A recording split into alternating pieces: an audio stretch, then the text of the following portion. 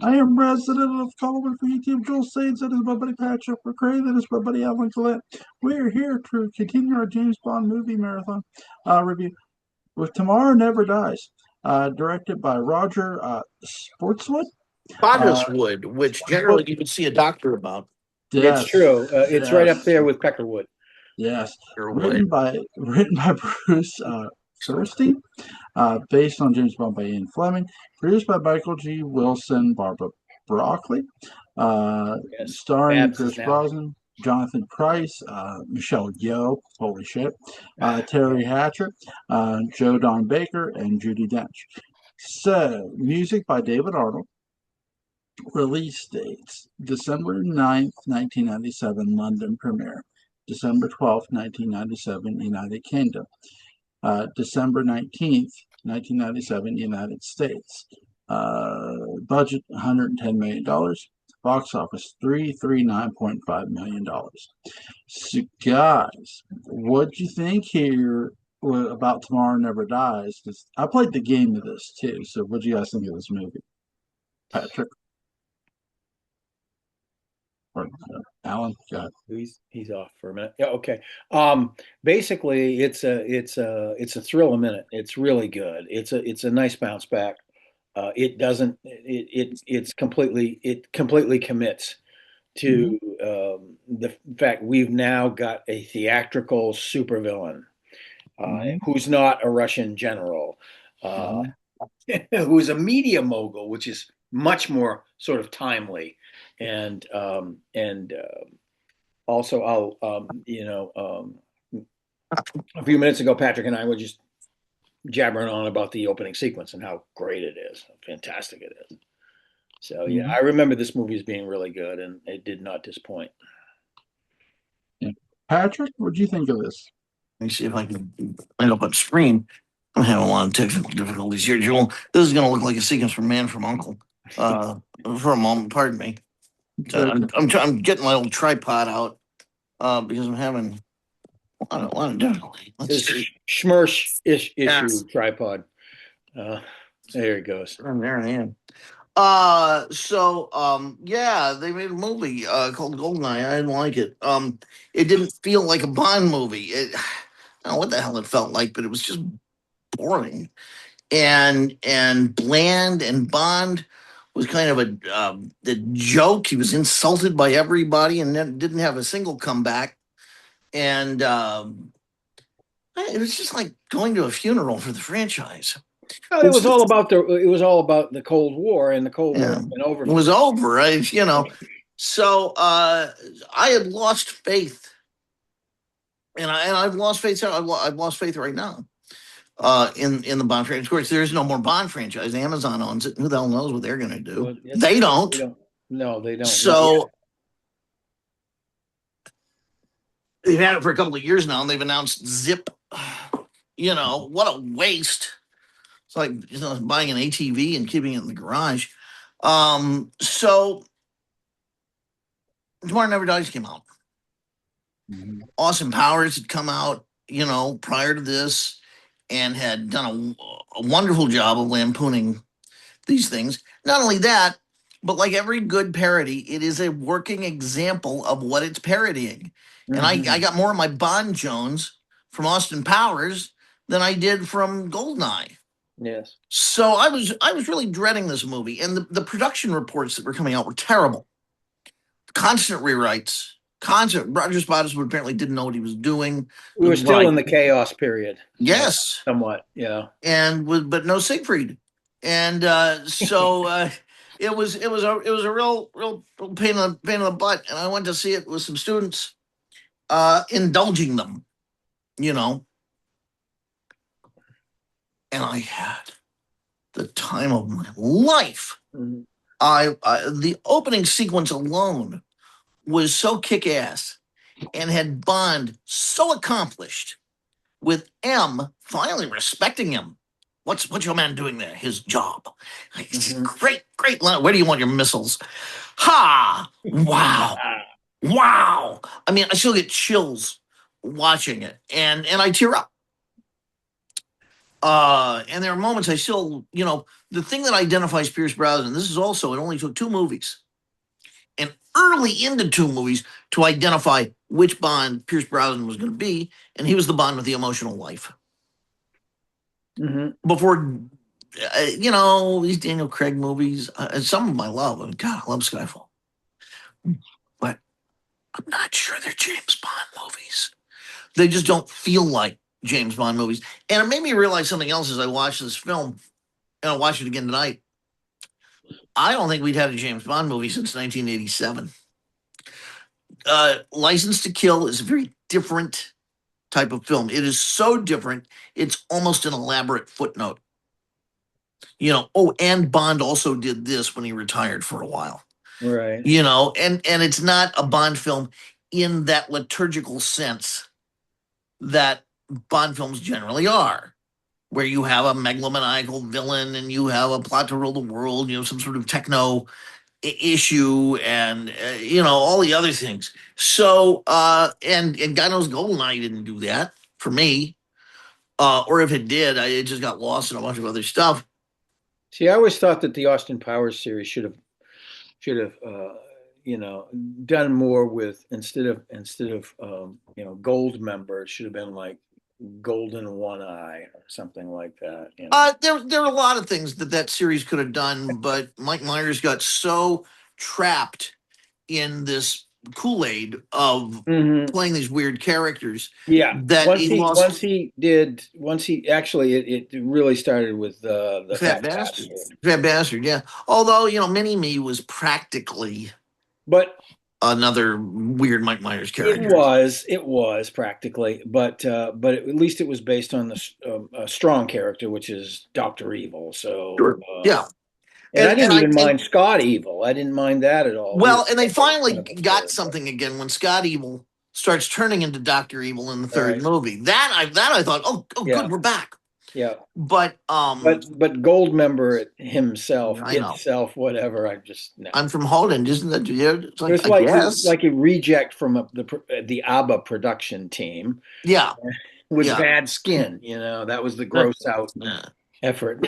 So back to Tomorrow Never Dies. I felt like I was seeing a real Bond movie. Yeah. For the first time in a long time. I mean, there is a neat, clean, right angle neatness to the Bond formula. It is a model kit with everything filed down. With no glue lines or anything like that. Yeah. And I love that about it. And they're very good at making that product.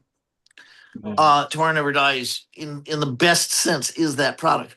Why it has a 58 on Rotten Tomatoes, I don't know. I'm shocked.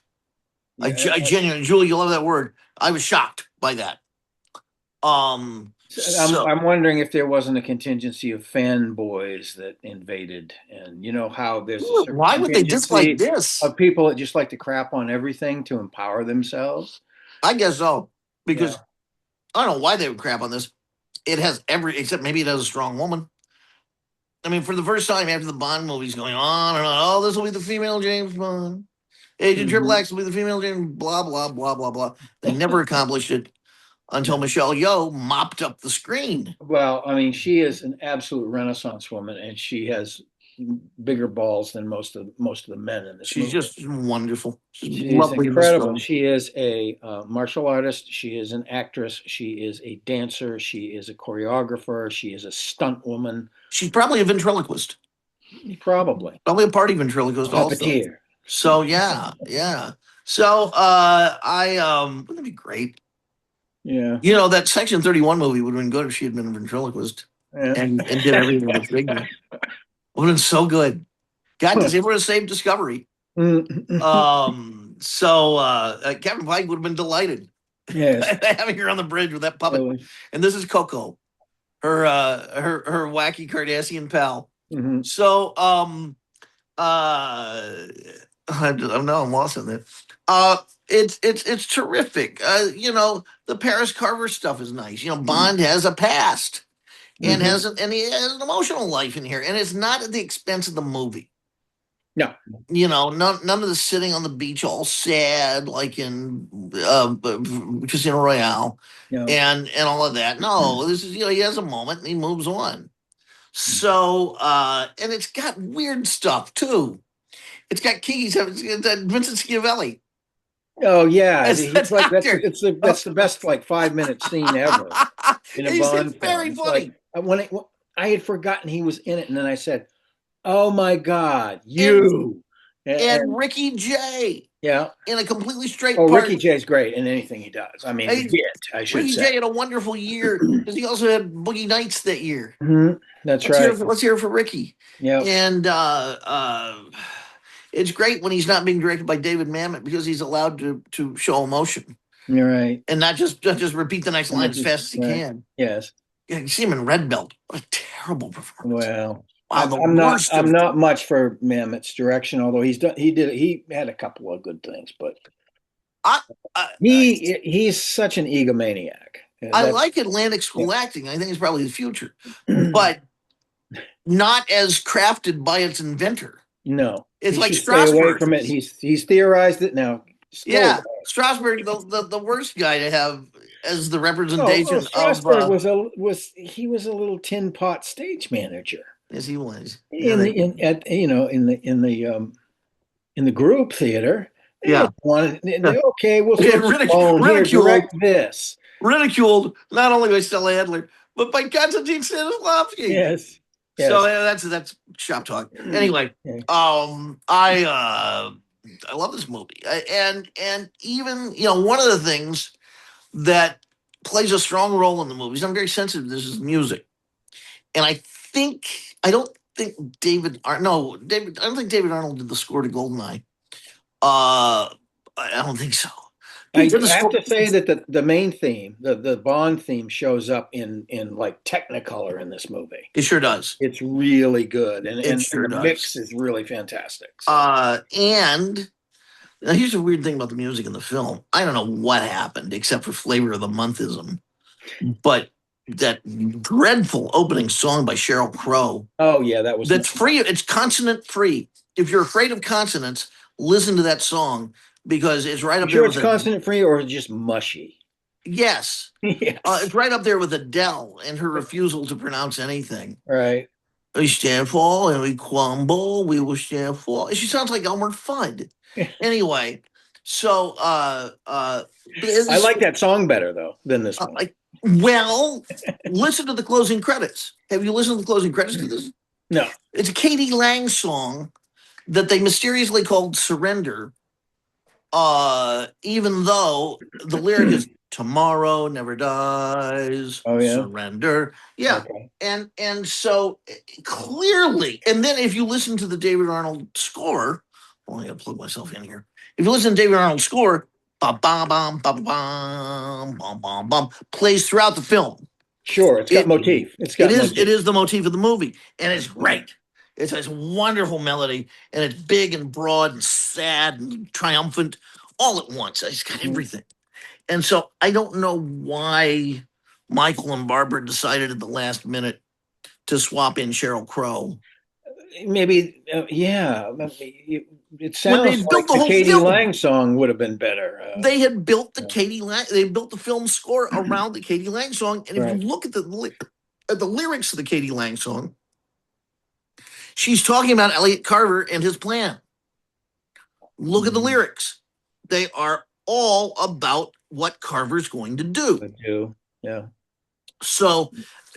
Just grinds my gears because I wonder if it had anything to do with distribution or something. They said we need a real now person to do this lead song. I don't know. Katie Lang was relatively now then. Well, she was, but she wasn't as now as Sheryl Crow was. Well, that's true. But all I want to do is have some Katie Lang. Yeah, me too. And the song, in fact, is very Shirley Bassey, just like Arnold's scores are very John Barry. And this is a big score. And I mean, when the ship is going down at the beginning, it's really hard to watch it without your eyes misting up. because of Arnold's score that he has Right, accompanied. because the score's motif is funereal. It's not funereal in a boring dead No, way, but it is. but It's it is. It's maybe funereal is the wrong word. Maybe the word should dirge. be eulogy. Yeah. It's eulogy. And that size of pain and that size of stakes Yeah. comes back in the movie again and again. I mean, we should probably break this up a little bit because I can just put a dime in me and I'll keep going about this movie. I will say that the action sequences all have high stakes and they have heart. They do, and they have humor, but not too much. Right, just enough reactive humor. It's And like, can you believe this is happening? And then go right back into it. Unlike Goldeneye, and really unlike the other films, Bond looks like he's having fun. And he has moments of uncertainty and clumsiness. He has a little choice that he makes about which secure channel to choose. And he has to kind of look at his phone and figure it out. That's a tiny actor's choice. It is. And it also shows recovery and resilience. Yeah, because he gets thrown off, but not for very long. When he's in Michelle Yeoh's kind of lair with her gadgets and so on and so forth, and he has the gag with the fire breathing dragon. Yeah. I love the fact that he was not on top of everything. He had the capacity to be surprised. She is on top of everything there. She is the ultimate strong woman in Bondiana. Yeah, she knows everything. She's completely capable, and he does the other thing. He says, "Oh, I'll send the messages. You grab the stuff." And then he looks down, and it's Chinese characters. And he says, "Well, I guess you can do that." It's yeah. I mean, Brosnan gets like going. He has flaws, but they are completely understandable, and they are flaws that in real life even 007 would have. Yeah, except for one tiny thing. If I can geek out just a little bit. Bond's degree at university. Well, he took a second in Oriental. Oh, he took a first in Oriental languages. But he didn't learn how to read them, apparently. Yeah, which doesn't make any sense. Michelle Yeoh can't read Chinese or Malaysian because she learned to speak English at the same time. Yeah. So she only knows how to converse in them. So, well, there you go. But I still think Bond would have known. But we can forgive him. We can forgive him. Whatever.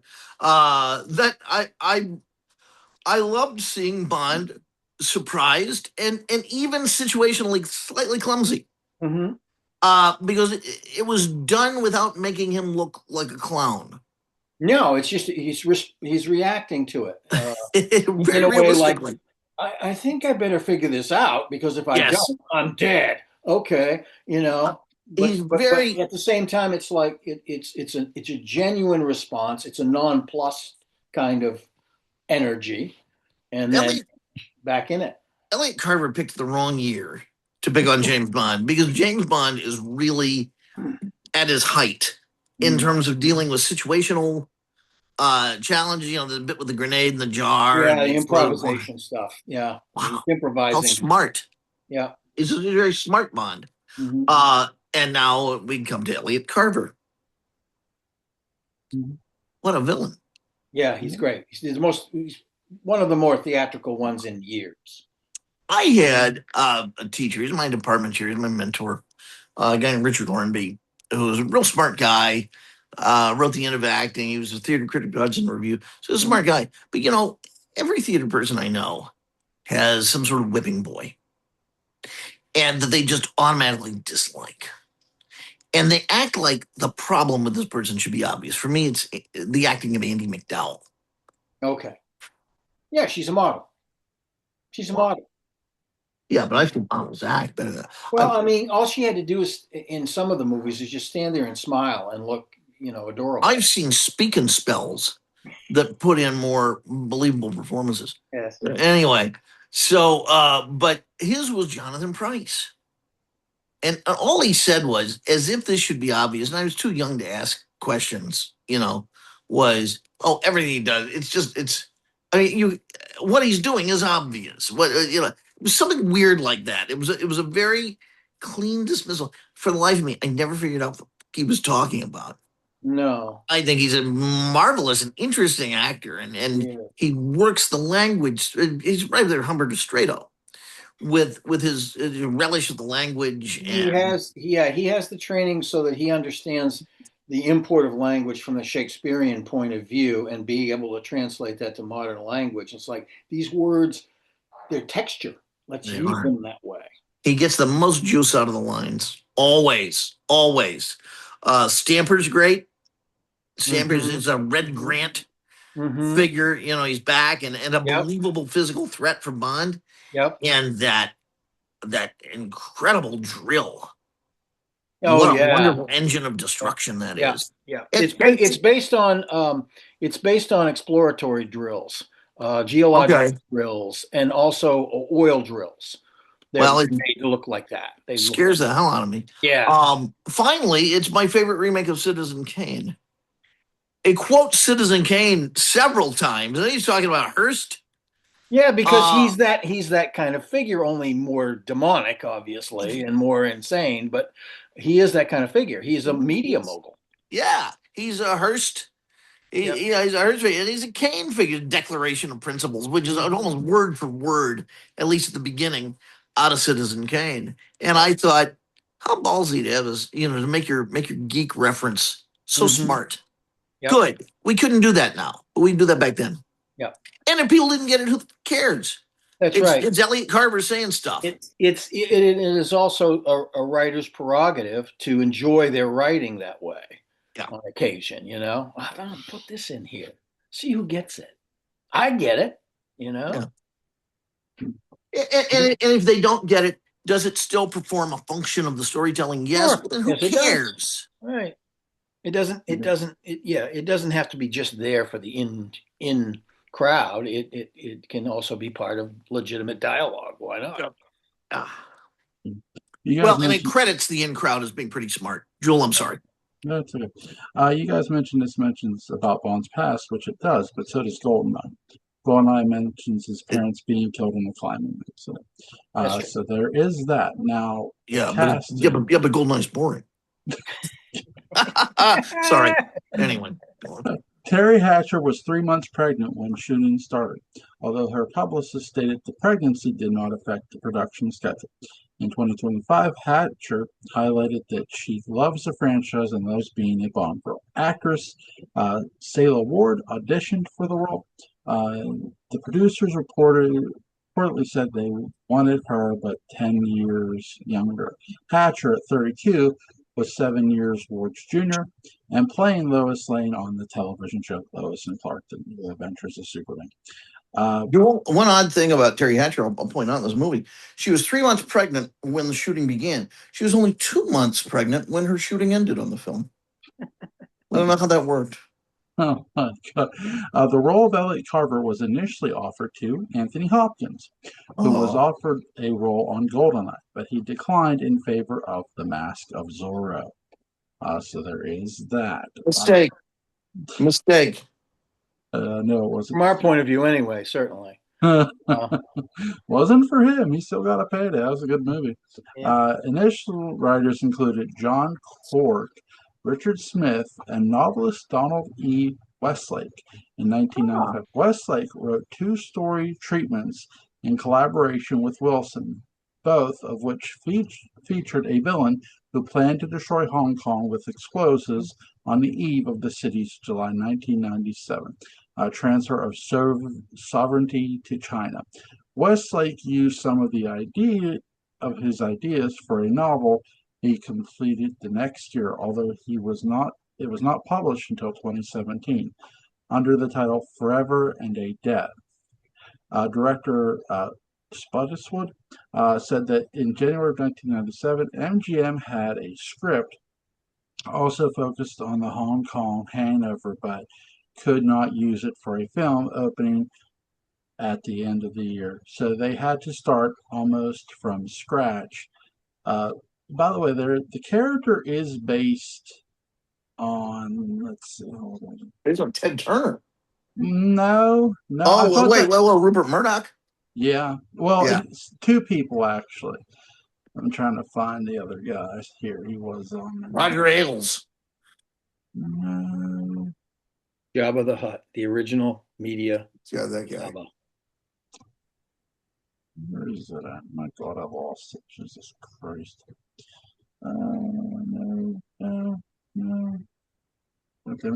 Yeah, but Rupert Murdoch was one of the guys that it was based on initially. Yeah. Oh, maybe Richard Branson. I don't know. I lost it and I can't Oh, find he it. was British anyway. Yeah, Yeah. possibly.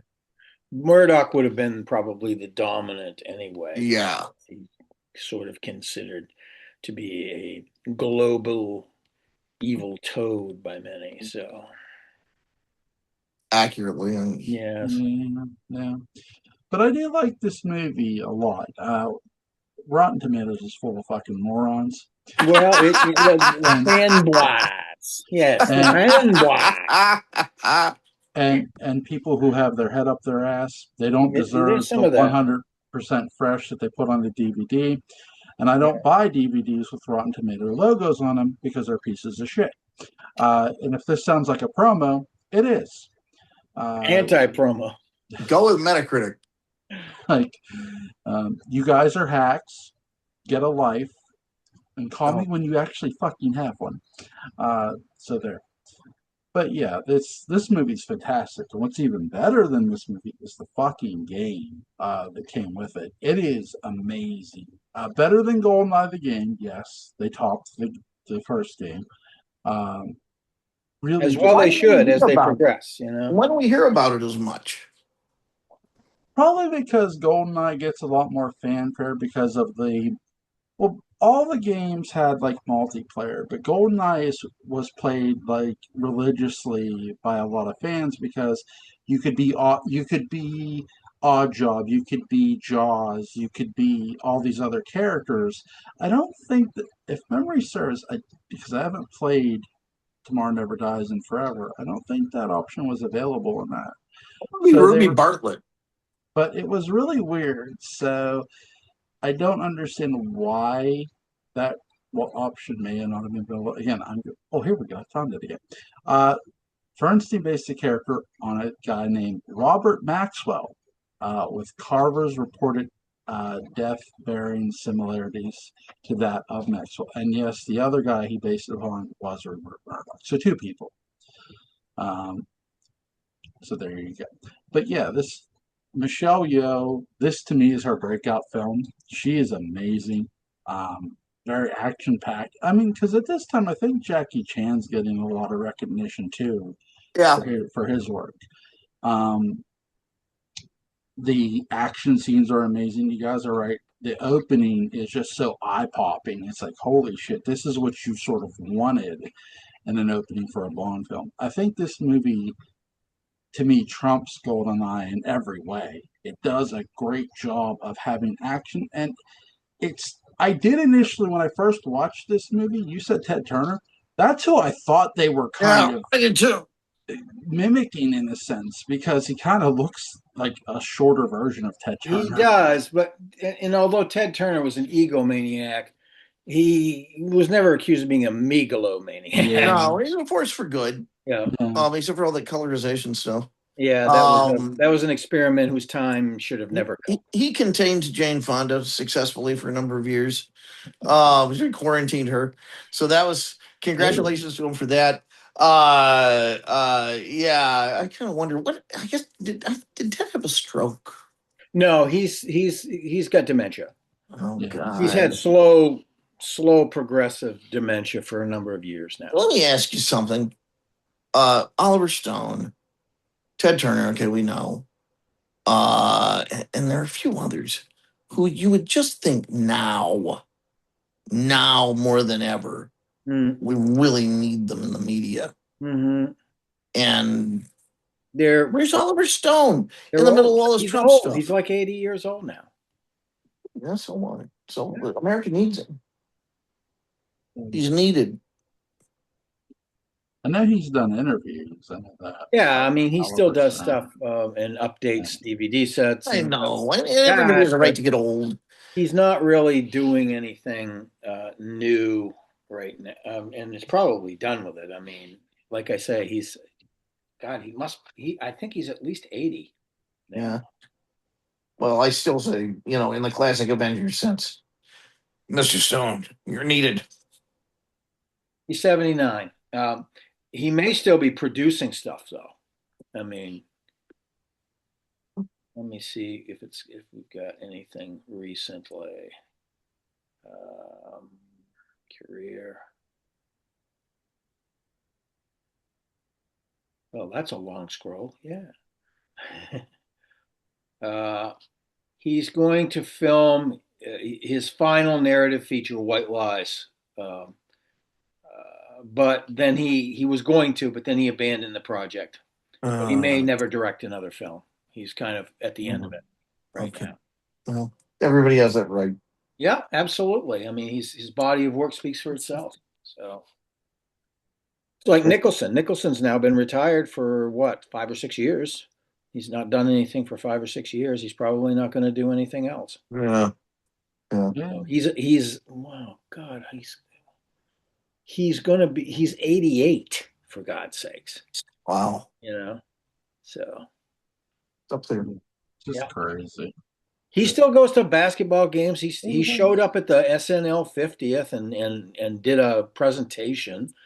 So he's still around. He's not like he's sitting around sucking on pudding all day long. He's still fairly active, but he's just not doing films anymore. A lot of times actors get to a certain point and it's hard for them to memorize lines anymore. No. It becomes a difficulty. And also, you have to have a certain amount of stamina to be around for daily shoots and things like that. So I think probably Clint Eastwood is probably done with acting too now. Although God knows he may not be done with directing because he's so efficient with directing. Well, as 20 long minutes as a day, no problem. as long as the Tales from the Crypt, franchise stays alive, he will continue to appear as the Crypt Keeper. You've seen that picture of him with the beard where he looks like the Crypt Keeper. No, I haven't. Oh my God. Wow. Yeah. I gotta check it out. He grew a beard at one point and it just made him look like, That was Sandra Locke. Yeah, made him look like Sandra Locke. Yeah. No, that was his beard. Anyway. Yeah. Oh, gosh. Favorite scene, Gus? Yeah. Oh. Anything with Michelle Yeoh in it. Yeah, I'm about to say the Vincent Schiavelli in it. He's wonderful. Yeah, like the whole thing. Really the opening sequence is just so electrifying, so triumphant. It is electrifying, and when I saw that on a big screen, as I was remembering the experience that I was having, it was mind blowing. And the movie didn't let you down. Audio system, and it's really good. It was, and the movie didn't let you down after that. No, it did not. It laid out the hors d'oeuvres and let you enjoy those, and then came in with the main course right after the opening montage. Yeah. My favorite scene is the whole chase scene with Bronson and Michelle. They do a great job shooting that, and I love the motorcycle stuff. Yes. Yeah, and I love the entire final sequence of this movie where Michelle Yeoh and him are just kicking ass. I mean, because they've been kicking ass throughout the entire film. Absolutely. The boat's a wonderful set piece. Yes. Yeah. They use that very, very.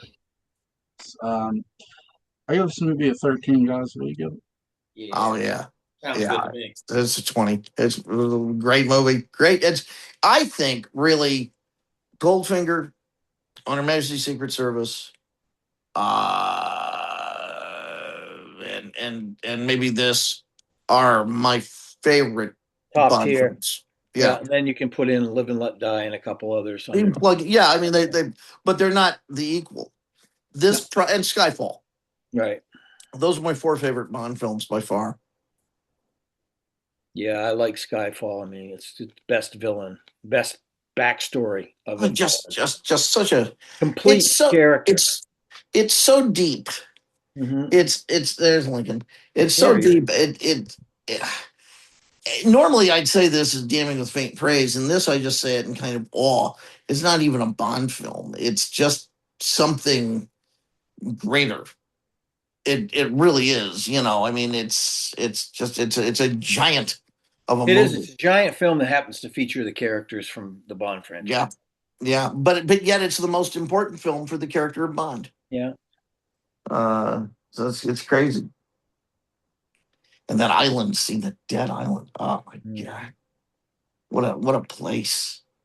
What a place to set this. So this will be uploaded sometime tomorrow because we're going to upload Austin Powers first after we record it tomorrow. Yeah, get them in order. That's right. So yes, links will be in the description box when you watch this. Link to Patrick Various Dark Shadows Staple Came Down will be in the description box, and link to Alan Gallant's YouTube channel, Colin Support After Dark, will be in the description box. Guys, you have a safe night. I'll see you tomorrow for Austin Powers. Okay. Bye. Bye, guys.